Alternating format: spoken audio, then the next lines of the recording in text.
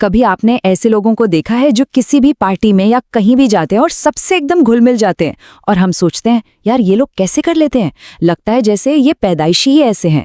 पर सच बताऊं, social confidence कोई जादू नहीं है, ये एक स्किल है, एक हुनर जिसे बनाया जा सकता है, बिल्कुल वैसे ही जैसे कोई आर्किटेक्ट एक शानदार बिल्डिंग का डिजाइन बनाता है। तो सवाल ये उठता है, कॉन्फिडेंस क्या ये पैदाइशी होता है या इसे बनाया जा सकता है? देखिए, रिसर्च तो यही कहती है कि ये कोई ऐसी चीज नहीं है जो हमारे पास है, बल्कि ये वो है जो हम करते हैं। ये किस्मत का खेल नहीं है, ये तो सही टूल्स का सही इस्तेमाल है।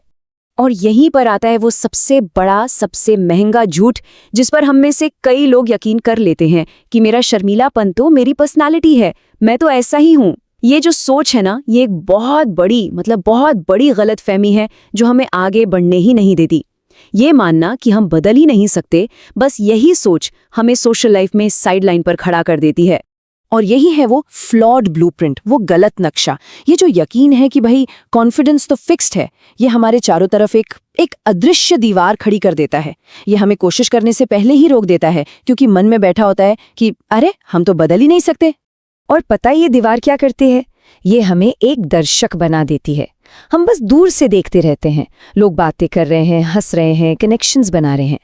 और ये एक ऐसी रुकावट है जो सच तो यह है कि हमने खुद ही अपने लिए खड़ी की है। और ये हमारे उस यकीन को और भी मजबूत कर देती है कि अरे हम तो इस सब का हिस्सा बन ही नहीं सकते। तो चलिए इस दीवार को तोड़ते हैं। हमारे आर्किटेक्ट की टूल बॉक्स का पहला औजार है सोशल प्राइमिंग। जानते सबसे कमाल की बात क्या है? किसी भी कनेक्शन की नींव एक शब्द बोलने से भी पहले रखी जाती है, और ये टेक्निक ये तो पूरा गेम ही बदल देती है। तो ये सोशल प्राइमिंग है क्या भला? देखिए, बहुत सिंपल है। असल बातचीत से पहले एक छोटा सा लो रिस्क कनेक्शन बनाना, बस इतना ही। ये सामने वाले के दिमाग को एक सिग्नल भेजता है कि मैं दोस्त हूं, कोई खतरा नहीं। जरा सोचिए, आप कहीं खड़े हैं और कोई अजनबी अचानक आकर आपसे बात करने लगे, क्या होता है? दिमाग में तुरंत एक स्ट्रेंजर अलर्ट बजने लगता है ना? बड़ा अजीब सा लगता है, और सामने वाला इंसान तुरंत डिफेंसिव मोड में चला जाता है, भले ही आप कितनी भी अच्छी बात क्यों ना कहें। लेकिन अगर बात करने से ठीक पहले बस एक हल्की सी नजर मिले और आप मुस्कुरा दें, बस इससे सब कुछ बदल जाता है। अचानक से वो अजनबी एक जाना पहचाना सा चेहरा बन जाता है। और अब जब आप बात शुरू करते हैं तो वो कोई रुकावट नहीं, बल्कि एक बातचीत का अगला हिस्सा लगता है। चलिए अब अपने अगले टूल पर चलते हैं। ये वो टूल है जो घबराहट को आपकी कमजोरी से आपकी ताकत बना देगा। ये एक बहुत ही पावरफुल टेक्निक है जो हमारी सबसे बड़ी रुकावट को हमारी सबसे बड़ी स्ट्रेंथ में बदल सकती है। ये लाइन सुनिए, कितनी पावरफुल है। सच कहूं तो मैं तो बस यहाँ आने से खुद को रोक ही रहा था।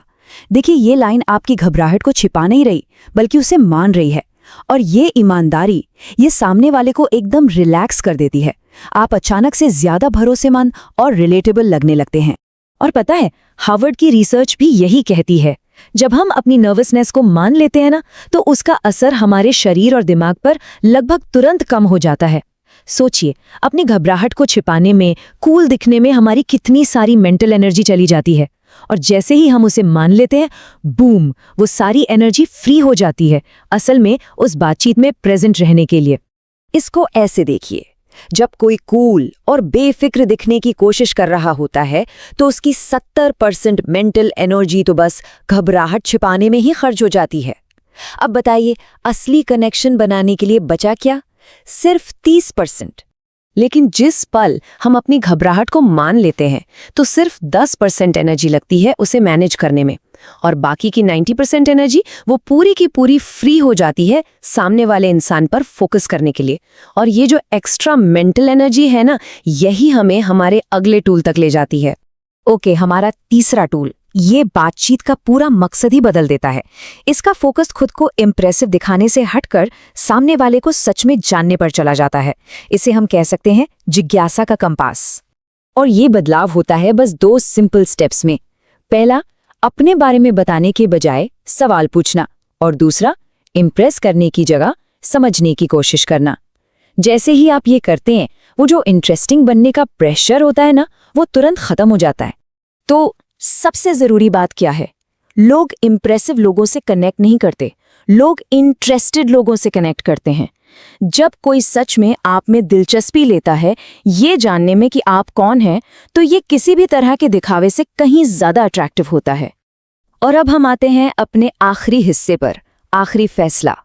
और ये फैसला सिर्फ ये नहीं है कि बात करें या ना करें।